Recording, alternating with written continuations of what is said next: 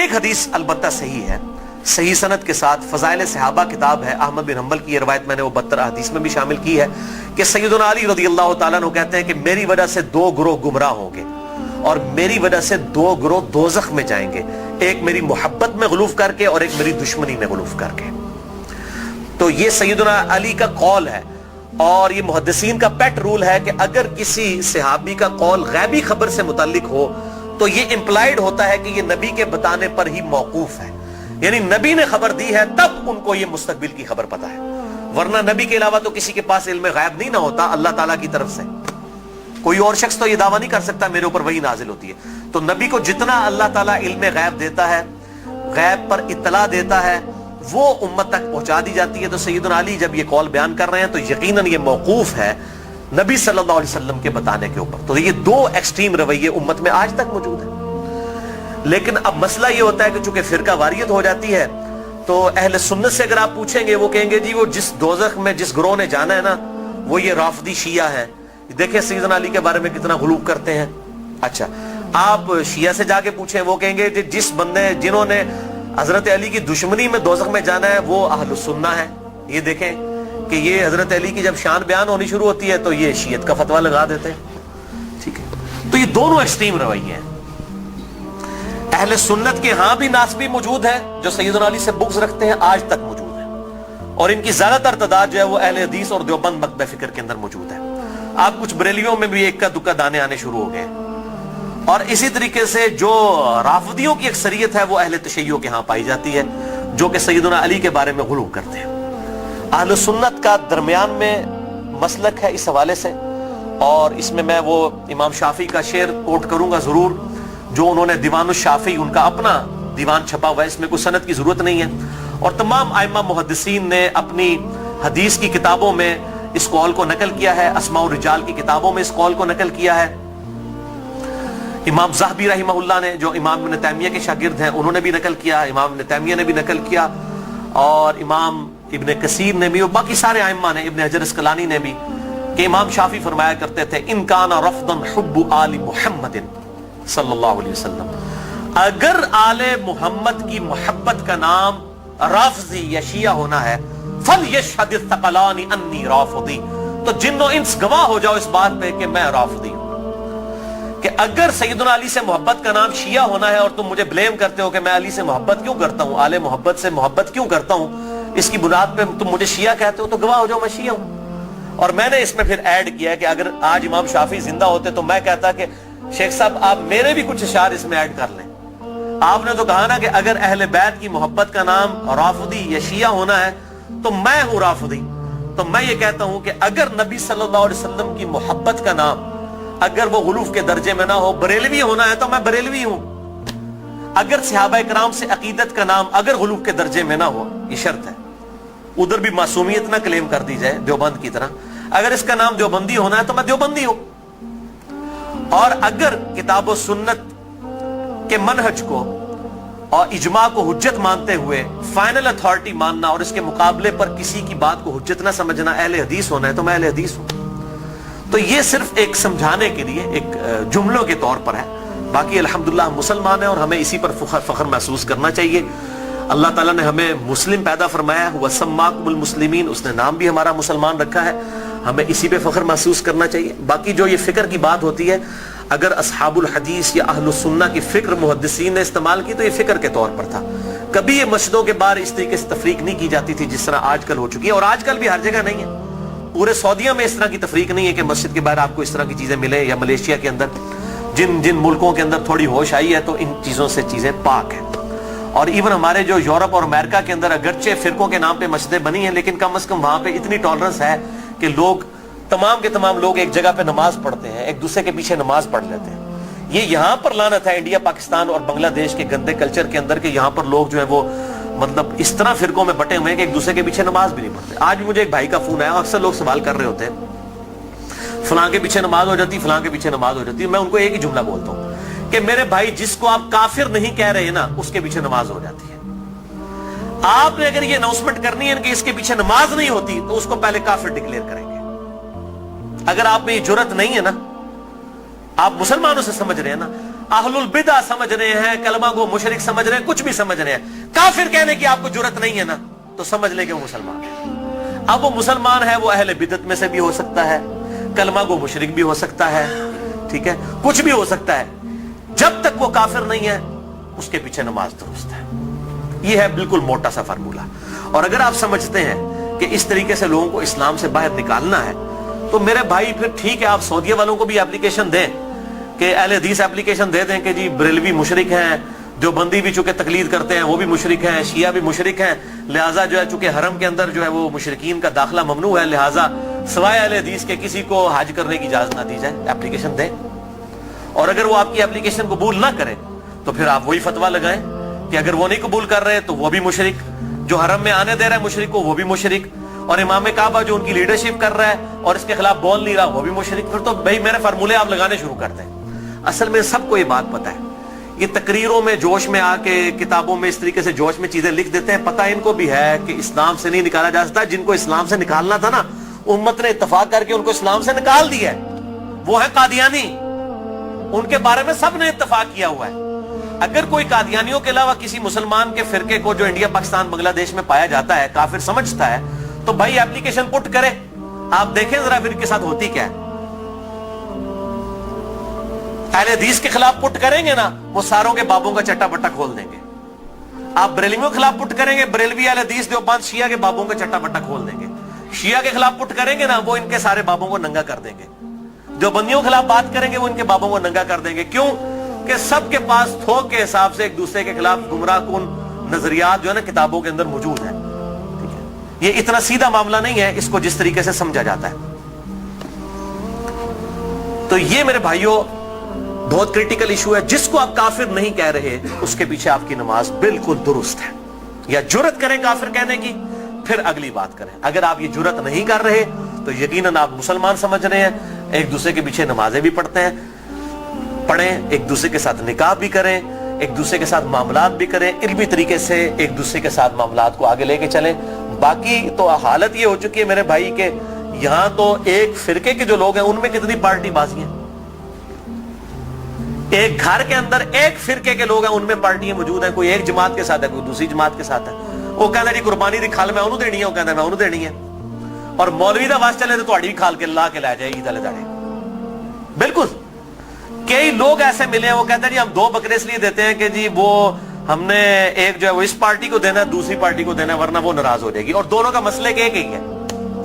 और इसके अलावा सियासी बुनियाद भी जो डिवीजन हुई है वो अलग से है।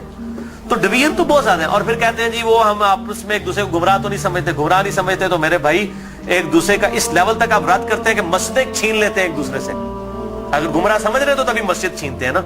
मस्जिद क्यों छीनी जाती है कि मेरे वाले करें?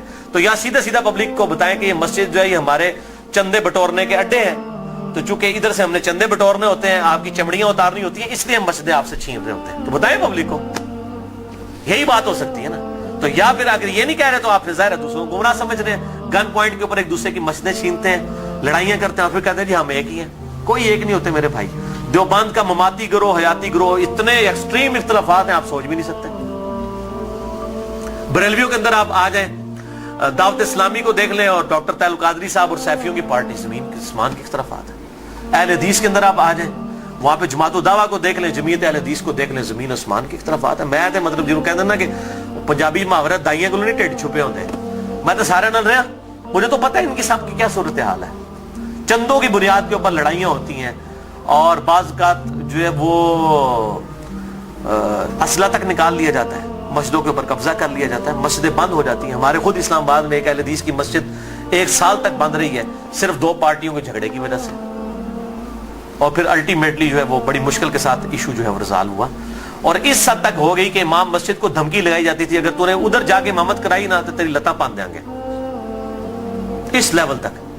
और उस मस्जिद के दाएं तरफ एक पार्टी ने खैमा लगाया, बाईं तरफ एक पार्टी ने खैमा लगाया, दोनों जो है वो नमाजें पढ़ा रहे हैं और दोनों ने अब स्पीकर लगाए हुए हैं और एक दूसरे की तरफ रुक किए हुए हैं, नमाजी अंदर 4-5 ने। ये हालत है मौलवियों की। तो मैं ये समझता हूं कि इस्लाम के खिलाफ सबसे बड़ी साजिश जो है ना ये उलमा है। और ये बात मेरी बुरी ना मानिएगा, सूरह अल-अराफ के अंदर अल्लाह ताला ने आयत नंबर 175 ऑनवर्ड अगर आप पढ़ना शुरू करेंगे तो अल्लाह तबारक व तआला ने उलमाए सू की मिसाल जो है कुत्ते की सी दी है। अल्लाह ताला माता है जो उलमा बलआम बिन बाऊरा एक बहुत बड़ा आलिम था यहूदी, उसकी मिसाल अल्लाह ताला ने दी है कि इसकी मिसाल कुत्ते की सी है कि इसको कोई चीज मिलती है तब भी ये जुबान हाँफता रहता है, ना मिले तब भी हाँफता रहता है कि वो लालची है ना। यानी कुत्ते का काम ही है कि वो लालच में जुबान बाहर निकाल के रखे, चाहे पेट भरा हुआ हो या ना हो। उलमा की मिसाल अल्लाह ताला ने कुत्ते की दी है कुरान हकीम के अंदर। आप अंदाजा करें कितनी सख्त मिसाल है। हम भी ये बात करते हैं, पंजाबी जी का मुहावरा है कुत्ती चोराना रली है, सुने हैं ना। यानी चोर से बचाने के लिए, घर की हिफाजत के लिए कुत्ता रखा जाता है। जब कुत्ता ही चोरों को बताना शुरू कर दे कि फलां कीमती माल फलां जगह पे इसको लूट लो, तो इसको पंजाबी में कहा जाता है कुत्ती चोराना रल गई है। यानी कुत्ता जो है वो उल्टा चोरों के साथ मिल गया। हमारे उलमा की भी मिसाल यही है, वो उलमा जो अपनी पब्लिक को ये कह रहे हैं कुरान और सुन्नत ट्रैक ना पढ़ना गुमराह हो जाओगे। तो ये इससे बड़ी क्या दुश्मनी है। हम गैर मुस्लिम को कैसे कुरान पेश करेंगे अगर हम अपने मुसलमान भाई को ये कह रहे हैं कुरान डायरेक्ट ना पढ़ना गुमराह हो जाओगे। क्यों कह रहे होते हैं? क्योंकि उनको पता है कुरान में वो कुछ लिखा है जो हमारे कीदों, हमारे बाबों के कीदों के खिलाफ है। अगर ये बात करेंगे तो गुमराह ही होगा ना। तो ये जो पट्टी पढ़ा रहे हैं, मुझे पता है इससे बड़े इस्लाम के दुश्मन कौन है। अब आप इनकी पगड़ियों से, दाढ़ियों से, तस्बीहों से, इनकी शक्लों से धोखा ना खाएं। इस्लाम के बहुत बड़े दुश्मन हैं ये लोग। अल्लाह ताला इनके शर से महफूज फरमाए। तो बात कहां से कहां निकल गई। अल्लाह ताला फरमाता है हमने माँ बाप, इनको माँ और बेटे दोनों को जहान वालों के लिए बहुत बड़ी निशानी बनाया था। इन हादिही उम्मतुकुम उम्मतम वाहिदा, ऐ नबियों के मानने वालों, ये सब की सब उम्मतें, तमाम नबियों के पैरोकार और अंबिया की तालीमात एक ही थी। व अना रब्बुकुम फअबुदून, और मैं तुम्हारा रब हूं, बस मेरी ही इबादत करो। यानी ईसा, मूसा, इब्राहिम, नूह अलैहिमुस्सलाम और मोहम्मद रसूलुल्लाह सल्लल्लाहु अलैहि वसल्लम, ये एक ही दरख्त की शाखें हैं, एक ही दरख्त के फल हैं। ये कोई डिफरेंट तालीमात नहीं है, बुनियादी अकायद सेम है। हाँ, वक्त के साथ साथ अल्लाह ताला ने शरीयत के अंदर कुछ तब्दीली की, लेकिन बुनियादी अकीदा तौहीद सब का सब एक। और वही अल्लाह ताला ने बात कर दी, व अना रब्बुकुम, और मैं हूं तुम्हारा रब, फअबुदून, बस मेरी इबादत करो। व तक़त्तअू अमरहुम बैनहुम, मगर लोगों ने पारा पारा कर दिया आपस में दीन को। कुल्लुन इलैना राजिऊन, सब के सब को लौट कर हमारे पास आना है। अल्लाह ताला माता है हमने एक दीन दिया था लेकिन लोगों ने फिरके बना लिए। एक तो ये अंबिया के नाम पर ये तकसीमें हुई, और बाद में फिर नबियों के मानने वालों में भी बुजुर्गों के नाम पे तकसीमें हो गई। यानी आज ईसाई, यहूदी और मुस्लिम्स नबियों के नाम के ऊपर अपने आप को डिवाइड किया हुआ है ना। हालांकि तालीमात एक है। और हम क्यों अपने आप को बेहतर समझते हैं? हम किसी नबी का डिनाई नहीं करते। ला नुफर्रिकु बैना अहदिम मिन रुसुली, हम ईमान लाने में किसी नबी में फर्क नहीं करते। लेकिन यहूदियों को देखें, हजरत ईसा का इनकार करते हैं, मोहम्मद रसूलुल्लाह का इनकार करते हैं सल्लल्लाहु अलैहि वसल्लम। ईसाइयों को देखें, हजरत मूसा को भी मान रहे हैं, हजरत ईसा को भी मान रहे हैं, हमारे नबी का इनकार कर रहे हैं। तो उन्होंने अपनी पगडंडी अलग कर ली है। और हमें क्या तालीम दी गई कि हम ईसा अलैहिस्सलाम को भी वैसा ही पैगंबर मानते हैं जिस तरह के अपने महबूब सल्लल्लाहु अलैहि वसल्लम को मानते हैं। हमारे नजदीक नबी सल्लल्लाहु अलैहि वसल्लम का इनकार करने वाला भी वैसे ही काफिर है जिस तरह किसी एक पैगंबर का इनकार करने वाला काफिर है। सेम ये अल्लाह ताला ने। लेकिन फिर उम्मत के अंदर क्या हुआ? नबी सल्लल्लाहु अलैहि वसल्लम तो चले गए, और आप सल्लल्लाहु अलैहि वसल्लम के बाद वक्त जब गुजरता गया, लोगों ने अपने बुजुर्गों, बाबों के नाम के ऊपर फिरके खड़े करना शुरू कर दिए। उसमें बुजुर्गों का कसूर नहीं था। यानी इमाम हुनीफा, इमाम शाफी, इमाम अहमद बिन हंबल, इमाम मालिक रहमहुल्लाह अजमईन अलैहिमुस्सलाम रदियल्लाहु अन्हुम अजमईन, उनका कोई कसूर नहीं है। उन्होंने कहीं नहीं कहा कि हमारे नामों के ऊपर आप फिरके बनाए, अपने हमारे नामों के ऊपर चीजों को डिवाइड कर दें। उनकी कहीं ये तालीमात नहीं थी। उनकी तालीमात तो ये थी कि अल्लाह और उसके महबूब सल्लल्लाहु अलैहि वसल्लम को फॉलो किया जाए, अल्लाह और उसके महबूब सल्लल्लाहु अलैहि वसल्लम की तालीमात को लेकर चला जाए। उन्होंने कहीं नहीं कहा कि हमारे नामों के ऊपर आप फिरके बना लें। तो मैं उनको कंडेम नहीं कर रहा। आज जब हम ईसाइयों को कंडेम करते हैं, माअज़ल्लाह अस्तगफिरुल्लाह, हमें कभी गुमान भी नहीं होता कि हजरत ईसा अलैहिस्सलाम की हम तौहीन कर रहे हैं। हम तो कह रहे होते हैं क्रिश्चियनिटी गलत है, ईसा अलैहिस्सलाम तो वजीहन फिद दुनिया वल आखिरह, उनका कौन इनकार कर सकता है? उनसे तो हम मोहब्बत करते हैं, उनकी मोहब्बत को हम अपने ईमान का हिस्सा समझते हैं। लेकिन इन बुजुर्गों के नाम के ऊपर फिरके बनना शुरू हुए, फिर आगे चलता रहा काम यहां तक पहुंचा कि अब आप देखें कि इस हालत तक बिगाड़ आ चुका है कि इंडिया पाकिस्तान के अंदर एक इमाम हुनीफा रहमहुल्लाह के नाम पे फिरका बनाने वाले लोगों की अपनी हालत ये हो गई है, उन्होंने अपने इधर जो 14वीं सदी के दो बाबे थे उनके नाम के ऊपर फिरके बना लिए, बरेलवी और देवबंदी। दोनों अपने आप को हनफी कह रहे हैं, دونوں اپنے آپ کو کہہ رہے ہیں کہ ہم امام حنیفہ کے پیروکار ہیں، اور دونوں ایک دوسرے کو ماشاءاللہ کافر بھی سمجھتے ہیں، گستاخ رسول بھی سمجھتے ہیں، مشرک بھی سمجھتے ہیں، ایک دوسرے کے پیچھے نمازیں پڑھنے کے قائل نہیں ہیں، اور اسی نام کے اوپر انہوں نے مسجدیں بھی الگ کر لی ہوئی ہیں، اور اس حد تک کہ آپ مسجد کے بارے میں دیکھتے ہو لکھا ہوتا ہے اہل سنت والجماعت، بریکٹ میں لکھا ہوتا ہے حنفی، پھر آگے مزید بریکٹ لگائی ہوتی ہے دیوبندی. یعنی آپ دیکھیں کہ کس لیول تک ڈیوائیڈ کر دیا، کس لیول تک ڈیوائیڈ کر دیا امت کو. تھوڑا آگے ہو جائے، آگے ہو جائے، آگے ہو جائے. اور میں حیران ہوتا ہوں کہ انڈیا کے 2 شہروں کی بنیاد کے اوپر امت کو ڈیوائیڈ کر دیا. یہ دیوبند اور بریلی انڈیا کے 2 شہر ہیں، اس کے نام کے اوپر ڈویژن کر دی ہوئی ہے. یہی حال اہل حدیث کا ہے. کبھی اپنے آپ کو اہل حدیث کہیں گے، کبھی سلفی کہیں گے، کبھی کہیں گے غربا اہل حدیث، کبھی کچھ. کس لیول تک بگاڑ آ گیا. حتیٰ کہ اگر آپ اب یورپ میں چلے جائیں تو وہاں 2 فرقے بن چکے ہیں، اہل حدیث اور سلفی.